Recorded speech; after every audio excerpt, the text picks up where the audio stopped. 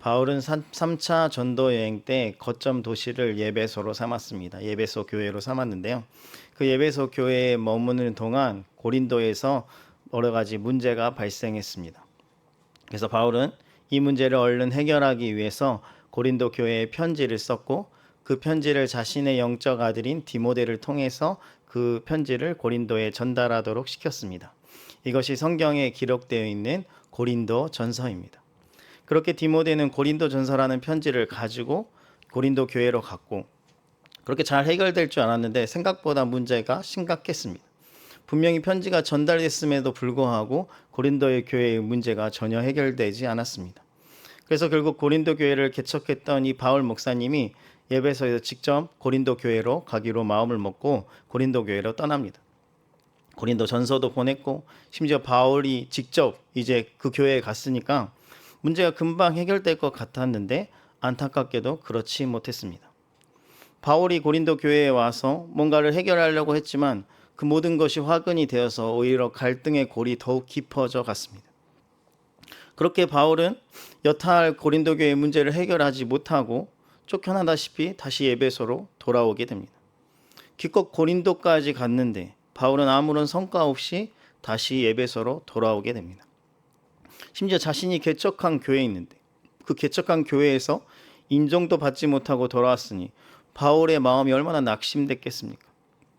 이 정도면 바울도 이 문제투성이에 바울을 인정도 해주지 않는, 개척교회 목사님도 인정하지 않는 이 교회 그냥 포기할 법하지 않습니까?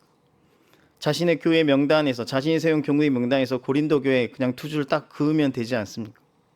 아니면 다른 교회에게 막 편지 보내서 고린도 교회랑 교류하지 말아라, 그 나쁜 교회다, 이렇게 소문 퍼뜨릴 수 있는 거 아닙니까? 그런데 바울은 그렇게 하지 않습니다. 바울에게 고린도 교회는 마치 아픈 손가락과 같아서 그 교회를 포기하지 않는 겁니다. 다시 바울은 펜을 들어서 편지를 또 적습니다. 이게 눈물의 편지입니다. 그 눈물의 편지를 기록해서 이번에는 자신의 또 다른 영적 아들인 디도에게 이 편지를 고린도 교회로 가져가라고 합니다. 바울이 지금 디모데, 디도, 자신에게 영적 아들과 같은 이런 중요한 사람들을 이 고린도 교회에 방문시키는 것은 지금 고린도 교회에 있는 문제가 그냥 평범하고 쉬운 문제가 아니라는 것과 동시에 바울이 이 교회를 얼마나 사랑하고 있는지를 보여주고 있습니다. 그러니까 바울이 자신의 영적 아들을 두 명이나 거기로 파송하지 않습니까? 심지어 자신도 그 문제 앞에서 자신이 직접 바쁜데도 불구하고 거기까지 가지 않습니까? 그렇게 바울이 이제 디도를 보내고 나서 노심초사합니다. 왜냐하면 본인이 한번 갔다 왔거든요. 그 분위기 알거든요. 혹시나 고린도 교회 성도들이 바울에게 했던 것처럼 자신의 영적 아들인 디도에게 함부로 대하거나 막 대했을 때 디도가 얼마나 상처받을지를 알기 때문에 노심초사합니다. 또 자신이 쓴 그 눈물의 편지, 정말 마음을 꾹꾹 담아서 쓴 이 편지를 고린도 교회 성도들이 읽고 어떤 반응을 보일지 궁금했던 겁니다. 그래서 그 디도가 돌아오기만을 계속 기다리고 있었는데, 그래서 사실 말이 고린도 교회 문제가 아직 해결되지 않았는데 또 다른 문제가 발생합니다. 이 문제는 고린도가 아닌 예배소, 지금 거점으로 있는 예배소에서 일어납니다. 데메드리오라는 은장색을 하는 이 장사꾼이 바울이 예배소에 온 이후에 바울이 자꾸 복음을 전하니까 예수님 믿는 사람들이 많아지고, 그러다 보니 우상 숭배자가 줄어드니 자신처럼 우상을 팔아서 이윤을 남기는 사람에게 장사에 큰 타격을 준 겁니다. 눈에 가시 같은 존재죠. 그래서 이 앙심을 품은 데메드리오가 사람들을 막 동용케 해서 바울 일행을 제거하려고 큰 소동을 예배소에서 일으킵니다. 그러다 보니 예배소에 더 이상 바울 일행이 머물 수가 없었습니다. 그렇게 바울은 또 예배소를 떠나야 했습니다. 안 그래도 지금 고린도 교회 때문에 문제가 있어서 머리가 아파 죽겠는데 예배소 교회까지 쫓겨나게 됐으니 얼마나 지금 마음이 낙심이 되겠습니까? 그렇게 바울은 예배소를 떠나면서 디도에게 드로아 지역에서 우리 다시 만나자. 지금 예배소에서 같이 만날 수가 없으니까 약속 지점을 바꿉니다. 우리가 드로아에서 만나자. 그런데 또 안타깝게도 그곳에서 갔는데 또 그곳에서 디도를 만나지 못합니다. 고린도후서 2장 13절 말씀을 제가 읽어드리겠습니다. 내가 내 형제 디도를 만나지 못함으로 내 심령이 편하지 못하여 그들을 작별하고 마게도냐로 갔노라. 어떤 이유였는지 모르지만 또 드로아 지역에서 디도를 만나려고 했던 그 만남이 성사되지 못해서 또 바울이 마음이 상합니다. 근데 사실 그럴 수밖에 없는 게 그 당시에는 핸드폰도 없기 때문에 먼 지역에 지금 두 사람이 다른 지역에 있잖아요. 고린도하고 에베소에 있는데 또 다른 삶의 지점에서 서로 만난다는 게 그리 쉽지가 않습니다. 예전에 핸드폰이 없던 시절에 사람들이 어떤 특정 장소에서 만나기로 약속을 정하고 이제 집을 나가면 그 집을 나간 후부터는 서로 연락할 방법이 없습니다. 그래서 무슨 문제가 생겨도 전혀 연락할 수 없으니 그냥 거기서 주구장창 기다리는 겁니다. 그러다가 못 만나면 오늘 약속이 펑크 났다 하고 그냥 다시 집으로 돌아오는 겁니다. 좀 핸드폰이 없던 시절을 살았던 분들은 지금 이 말이 무슨 말인지 이해가 될 겁니다. 지금 바울과 디도가 서로 약속했던 그 약속이 펑크가 난 겁니다. 그래서 결국 바울은 디도를 만나지 못한 채로 마게도냐로 가게 됩니다. 오늘 본문은 그렇게 바울이 마게도냐로 간 다음에 생긴 이야기입니다. 우리 5절 말씀 다시 한번 읽어볼까요? 5절입니다. 시작.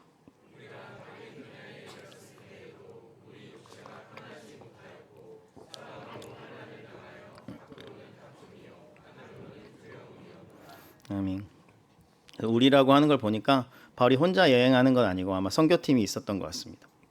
그런데 그 선교팀이 바울을 포함해서 선교팀이 마게도냐로 갔을 때 심한 고난을 받게 됩니다.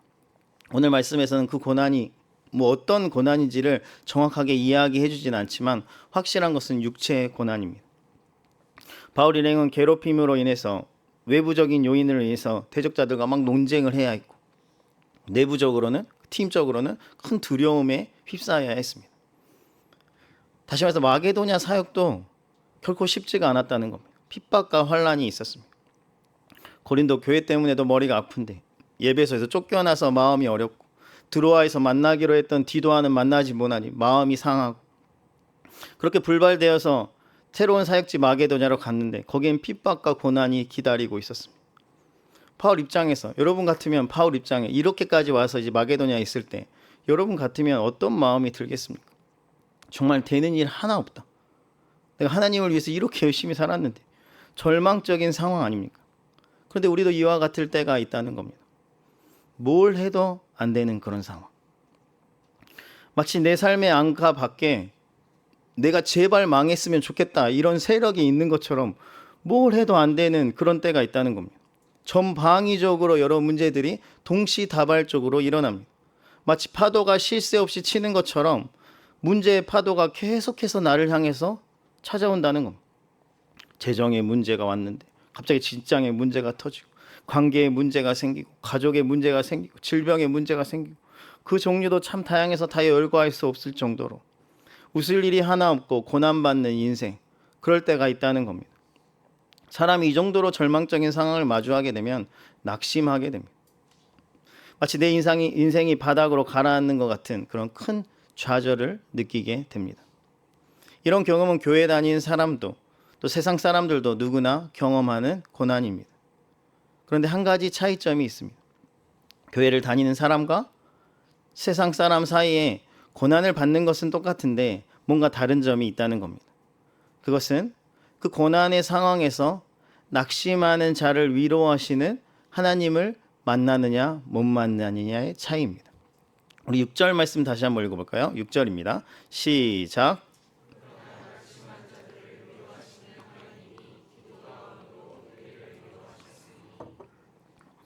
모든 것이 다 끝났다고 생각하는 그 순간에 하나님이 낙심하는 자를 위로해 주신다는 겁니다. 이것이 우리와 세상 사람들 사이의 차이점입니다. 힘든 상황은 누구에게나 있습니다. 그런데 그런 상황에서 우리는 위로해 주시는 하나님을 만날 수 있다는 것입니다. 여러분이 그 주인공이라는 겁니다. 여러분 하나님을 믿지 않습니까? 그러면 여러분은 낙심 가운데 있더라도 하나님, 나를 위로하시는 하나님, 낙심 가운데서 나를 위로하시는 하나님을 만날 수 있다는 겁니다. 그래서 아무리 힘들어도 아무리 어려워도 좌절 가운데 있을 때라도 여러분을 위로해 주시는 하나님이 계심을 믿으시길 바랍니다. 이번 주에 이제 퇴사해야 하나? 이게 목까지 이렇게 차올라서 그 고통 가운데서 꾹꾹 참아오신 분도 이 자리에 있을 겁니다.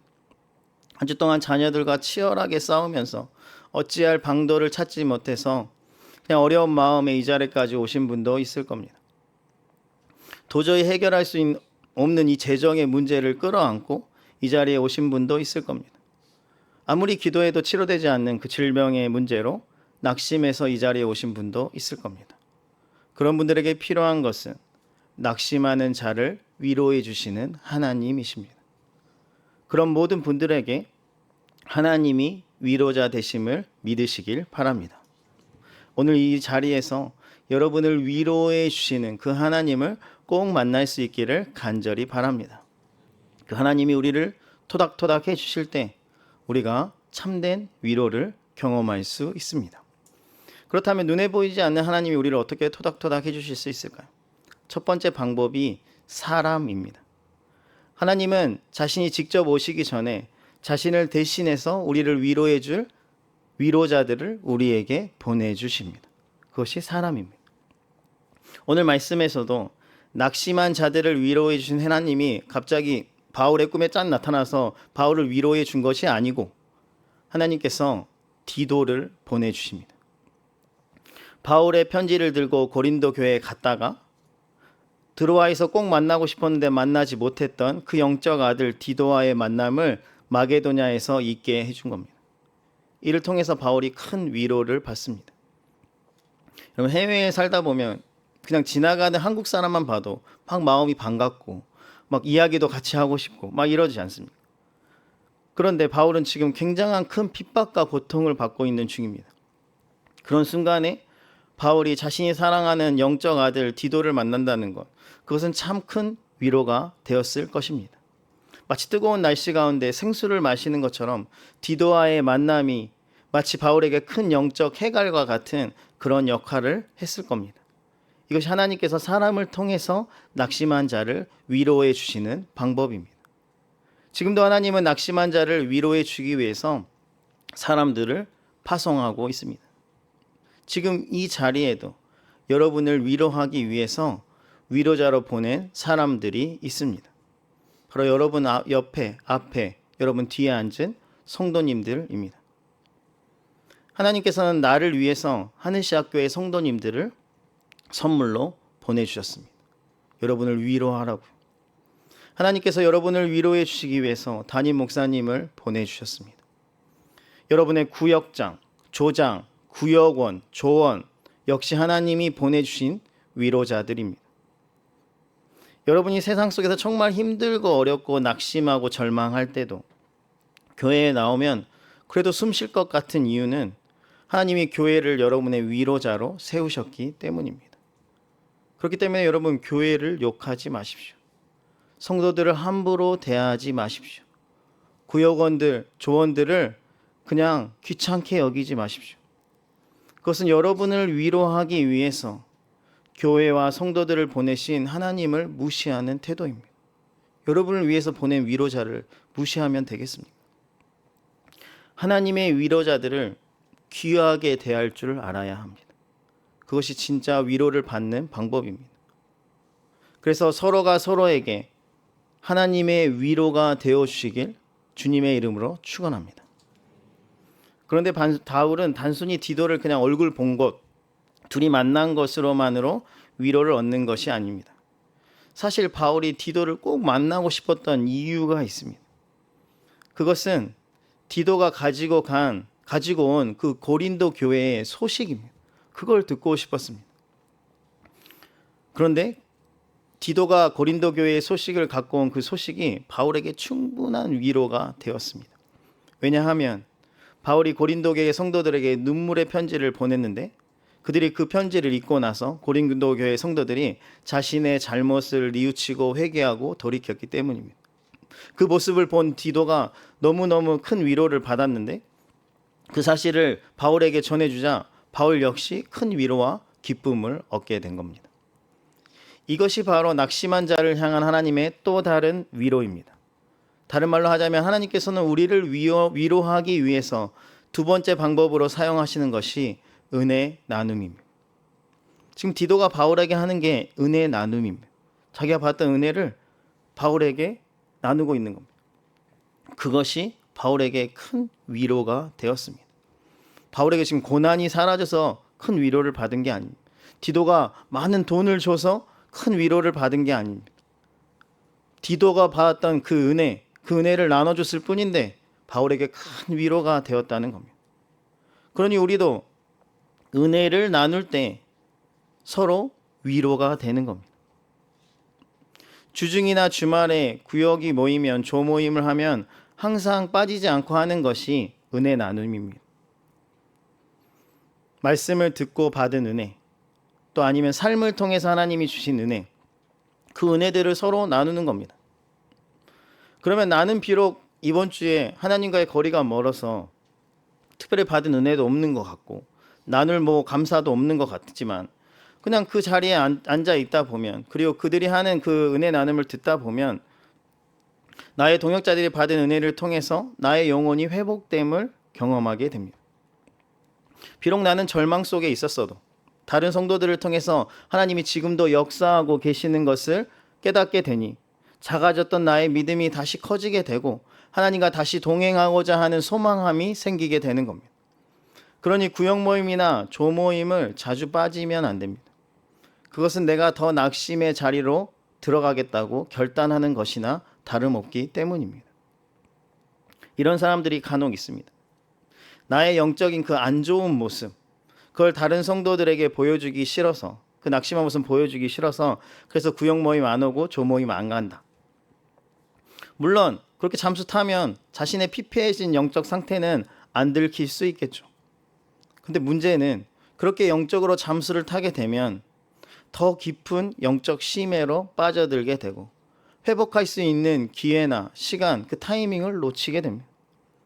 더 길어지는 거죠. 낙심의 상태. 사실 사탄은 그런 상황을 즐기고 있습니다. 어떻게든 여러분을 고립시키고자 하기 때문입니다.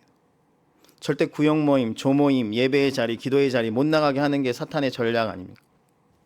그래서 항상 여러분이 낙심했을 때 사탄이 찾아와서 하는 말은 너 그렇게 다운된 모습 다른 성도들한테 보이면 안 돼. 싫어할 거야.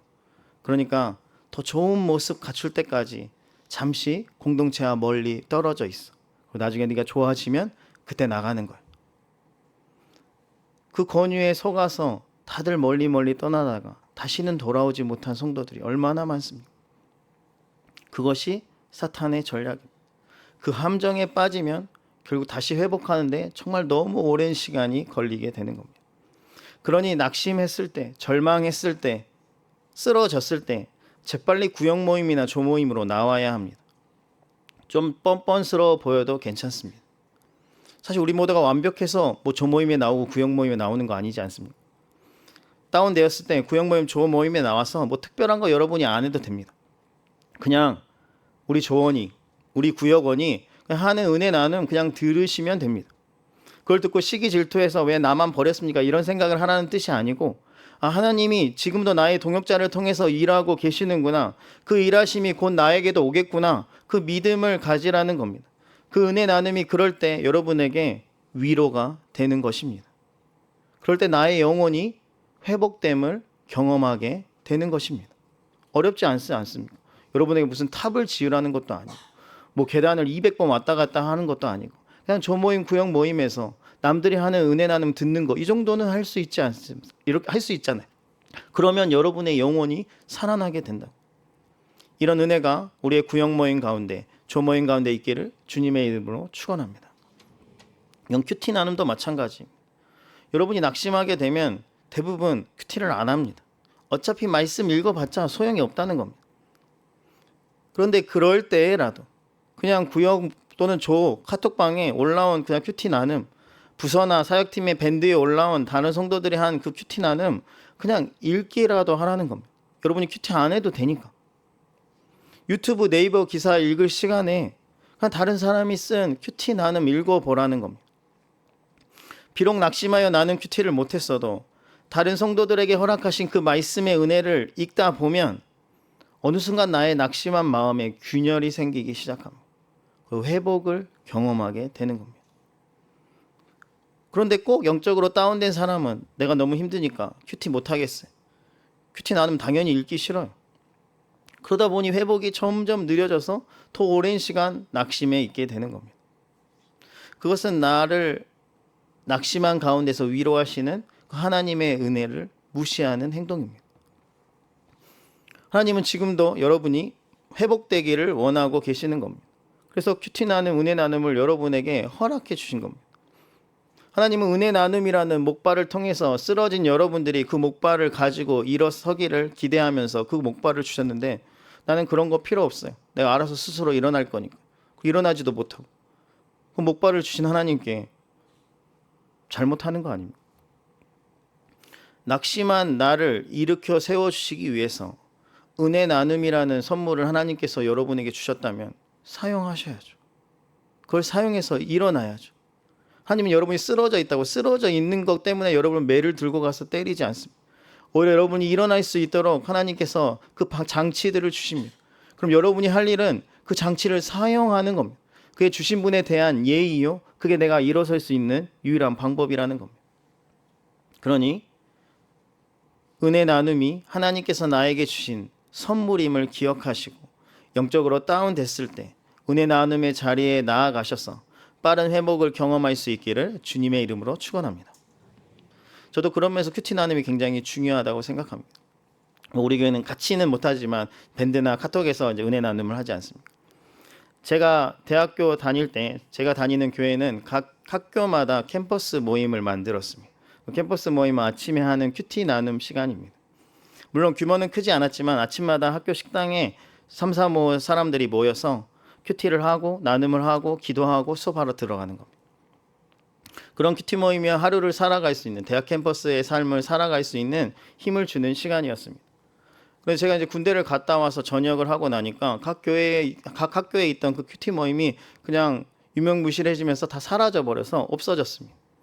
그래서 제가 그때는 사역자가 아니었고 그냥 일반 청년 리더였는데, 목사님을 찾아가서 그 큐티 모임을 제가 좀 다시 만들어도 되겠습니까? 허락을 받고, 제가 누가 시키지 않았는데 각 학교를 돌아다니면서 큐티 모임을 만들기 시작했습니다. 그 캠퍼스에 다니는 신입생들, 기존 대학생들 다 연락해가지고 아침마다 모이라고 해서 먹을 것도 사주고, 또 깨워서 그 큐티 모임을 1명, 2명, 3명이 되도록 계속해서 하나가 만들어지면 또 다른 학교 나가서, 또 그 학교 가서 또 안 온다 그러면 택시 타서라도 같이 가서 큐티 모임을 하고, 그리고 또 세우고 또 다른 학교 가고, 3개, 4개 학교에 큐티 모임을 다시 만들었습니다. 제가 이렇게 한 이유는 칭찬받기 위해서가 아닙니다. 큐티 나눔이 가진 힘이 있기 때문입니다. 그 은혜 나눔이 가진 힘이 있기 때문에 그 힘이 후배들에게 잘 전달될 수 있기를 간절히 바라는 마음에 그 큐티 모임을 만든 겁니다. 최근에 우리 교회 청년들하고도 아침에 모여서 같이 밥도 먹고 큐티 나눔을 했습니다. 그 시간을 통해서 위로하시는 하나님, 말씀을 통해서 위로하시는 하나님을 경험할 수 있게 하기 위함입니다. 이처럼 여기 계신 분들도 뭐 큐티 나눔이 돼도 되겠죠, 은혜 나눔이 돼도 되고 상관없습니다. 우리를 위로하시는, 그 나눔 가운데 우리를 위로하시는 그 하나님을 꼭 경험할 수 있기를 간절히 바랍니다. 오늘 말씀을 마치겠습니다. 우리는 세상을 살다 보면 낙심할 때가 있습니다. 여러 가지 고난으로 인해서 쓰러질 때가 있다는 겁니다. 다시 말해서 우리가 하나님 앞에서 절망할 때가 있습니다. 그런데 하나님은 우리가 그냥 절망한 그 상태 그대로 방치되기를 원하고 계시지 않습니다. 하나님은 적극적으로 우리의 삶에 개입하셔서 우리를 위로하시길 원하십니다. 낙심한 자를 위로하시는 하나님이시기 때문입니다. 그 하나님이 우리 하나님이시기 때문입니다. 그래서 하나님이 우리를 위로해 주시기 위한 첫 번째 방법은 사람입니다. 하나님의 위로를 대신해 줄 그 위로자를 우리에게 보내주신다는 겁니다. 우리 주변에 그 위로자가 엄청 많이 있습니다. 하늘시작 교회가 여러분의 위로자입니다. 지금 옆에 앉아있는 성도들이 여러분의 위로자라는 겁니다. 그러니 하나님이 보내주신 사람임을 믿고 그들로 인해서 감사하며 참된 위로를 경험할 수 있기를 주님의 이름으로 축원합니다. 두 번째는 하나님은 은혜 나눔을 통해서 우리를 위로해 주십니다. 어떨 때는 하나님이 직접 꿈에 나타나셔서 환상 중에 우리를 위로해 주시기도 하지만, 대부분의 경우는 하나님께서 은혜 나눔이라는 것을 통해서 그 안에 숨겨져 있는 하나님을 보여줌으로 우리를 위로해 주신다는 겁니다. 그런데 우리는 흔히 이 은혜 나눔을 너무 가벼이 여깁니다. 형식적으로 생각합니다. 예배 드렸으면 됐지 뭐 구역 모임, 조모임까지 해야 하나 뭐 이런 생각을 한다는 겁니다. 그래서 청년부 예배도 끝나면 무슨 달리기 하듯이 예배당을 쫓아 막 나가는 친구들이 있습니다. 조모임을 안 하겠다는 강력한 의지죠. 이건 작년보다 마찬가지 아닐까요? 구역장에 제발 구역 모임 좀 오세요 하는데 그냥 카톡이나 문자를 씹습니다. 그러면 안 된다는 겁니다. 혹시 주일학교 학생들 중에 주일학교 예배를 드리는데 반모임 안 하고 가는 주일학교 학생들이 있습니까? 저는 보고받은 적이 없습니다. 잘하고 있는 겁니다. 화이팅. 계속 그렇게 하세요. 청장년부 노력하세요. 도망가지 마세요.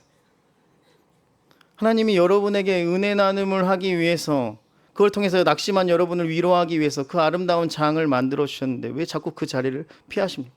그건 내가 그냥 망하겠다 하고 뛰두르고 도망다니는 거나 마찬가지 아닙니까? 그러니 구역 모임, 조모임 시간이 세팅되고 그 시간이 정해지면 무슨 수를 써서라도 여러분이 꼭 그 자리에 나가서 하나님의 위로하심을 경험할 수 있기를 간절히 바랍니다. 그럴 때 여러분의 영혼이 회복됩니다. 여러분이 뭘 해도 회복되지 않아요. 그런데 그 자리에 나가면 하나님이 여러분을 위로해 주시고 회복시켜 주십니다. 이 모든 것이 가능한 공간, 이 모든 것을 가능케 하는 공간이 바로 교회입니다. 교회는 우리를 위로해 주는 성도들이 있고 교회 안에서는 은혜 나눔이 활발하게 이루어지고 있기 때문입니다. 이보다 더 좋은 영적인 힐링 장소가 어디에 있겠습니까? 다시 말해서 하나님께서 우리에게 교회를 허락하신 이유는 여러분이 교회를 위해서 무슨 소모품처럼 쓰임받으라고 한 것이 아니고 교회를 통해서 여러분을 위로하시기 위함임을 믿으시길 바랍니다. 오늘 오전에 담임 목사님 말씀을 통해서 들었던 것처럼 요즘에 온라인 예배를 드리는 사람이 엄청 많아요. 근데 그게 굉장히 위험한 일입니다. 온라인 예배 드리고 나서 마치 자신이 할 일을 다 한 것처럼 생각하는데 굉장히 어리석은 일입니다. 왜냐하면 교회를 떠난 사람은 낙심에 한번 빠지면 헤어나올 수가 없기 때문입니다. 한번 넘어지면 계속 쓰러져 있을 수밖에 없습니다. 왜냐하면 낙심한 자를 교회를 통해서 위로받도록 하나님이 세팅값을 만들어 놓으셨기 때문입니다. 다른 방법이 없습니다. 여러분 낙심하셨습니까? 그럼 교회에 와서 힐링 받으셔야 됩니다. 그래서 넘어진 사람, 쓰러진 사람, 절망한 사람, 낙심한 사람 다 교회로 나올 수 있기를 간절히 바랍니다. 교회에만 붙어 있으면 여러분 회복할 수 있습니다. 반대로 교회와 멀어지면 회복이 더딜 수밖에 없고 그 시간은 점점 길어져서 더 낙심으로 떨어지게 되는 겁니다. 그러니 늘 교회와 가까이 할 수 있는 우리 모두가 되기를 주님의 이름으로 축원합니다. 우리에게 교회를 주신 것은 우리를 귀찮게 하기 위함이 아닙니다. 우리를 위해서, 우리를 위로하기 위해서 하나님께서 교회를 허락하셨다는 겁니다. 하나님께서는 우리가 너무 작고 연약해서 늘 넘어질 것을 알고 계시기에, 낙심할 것을 잘 알고 계시기에 그런 우리를 위로하고 다시 세우시기 위해서 교회를 주셨다는 겁니다. 그러니 교회를 통해서 쓰러진 우리 자신을 다시 일으켜 세우실 수 있기를 간절히 바랍니다. 교회에 함께 하는 것이 낙심에 있는 자기 자신을 가장 빨리 회복할 수 있는 길임을 믿으시고 그 교회를 통해서 참된 회복을 경험할 수 있기를 주님의 이름으로 축원합니다. 찬양하겠습니다. 작고 약한 내 모습 같이 찬양하겠습니다.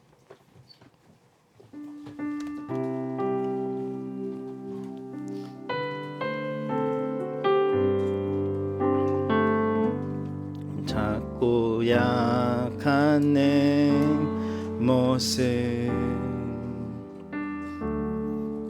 기댈 곳도 없는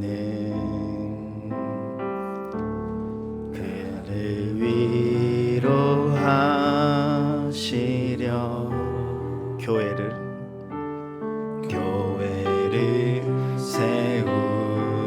세우셨네. 주님은 다 아시네. 주님은 다 아시네.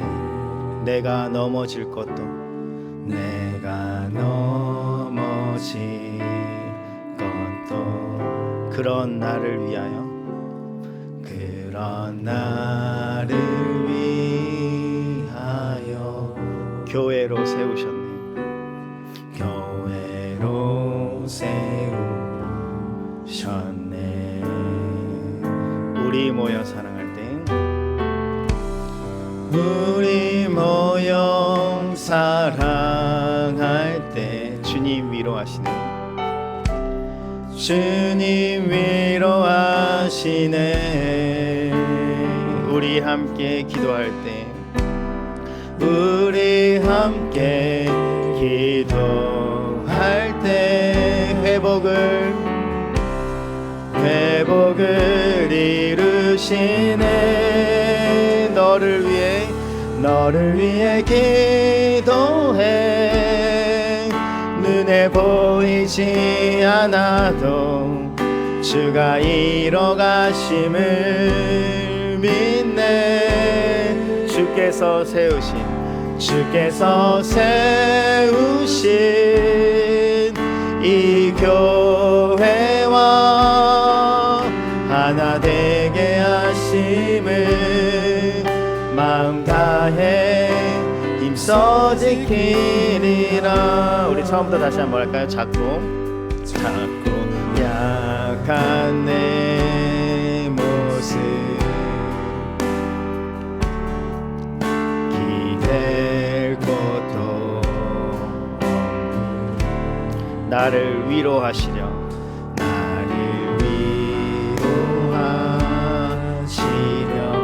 교회를 세우셨네.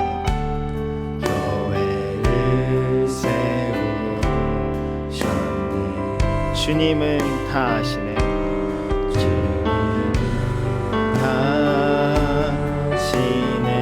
내가 넘어질 것도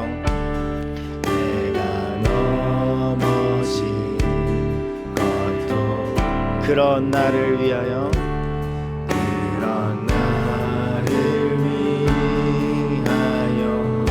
교회로 세우셨네.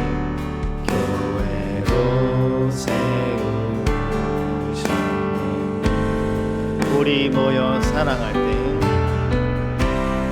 우리 모여 사랑할 때 주님 위로하시네. 주님 위로하시네. 우리 함께 기도할 때 회복을 이루시네. 너를 위해 기도해. 눈에 보이지 않아도 주가 이뤄가심을 믿네. 주께서 세우신 이 교회와 하나 되게 하심을 마음 다해 힘써 지키리라. 우리 모여 사랑할 때, 우리 모여 사랑할 때 주님 위로하시네. 주님 위로하시네. 우리 함께 기도할 때, 우리 함께 기도할 때 회복을 이루시네.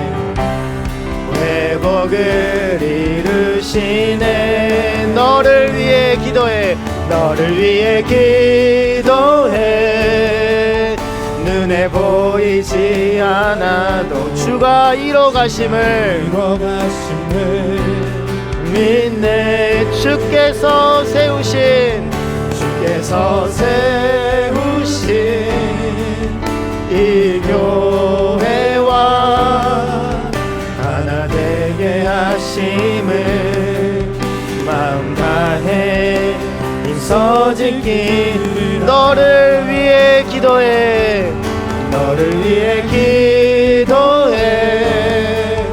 눈에 보이지 않아도 주가 이뤄가심을 믿네. 주께서 세우신 이 교회와 하나 되게 하심을